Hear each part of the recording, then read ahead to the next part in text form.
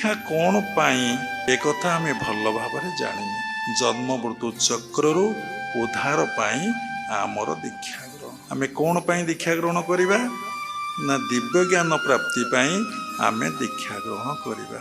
भागवत रे लिखा अछि मनुष्य देहे दिव्य ज्ञान देखि संतोष भगवान। तो मनुष्य भितरे केवल दिव्य ज्ञान देखिले भगवान संतुष्ट होती। ये ब्राह्मण कथा कहले नहीं, क्षत्रिय कथा कहले नहीं, वैश्य कथा कहले नहीं, कि शूद्र कथा कहले नहीं, कि हिंदू मुसलमान ख्रिस्टियान कथा कहले नहीं, कि माने ब्रह्मचारी कथा कहले नहीं, कि सन्यास कथा कहले नहीं, कि बानप्रस्थ कथा भी भगवान उल्लेख कले नहीं।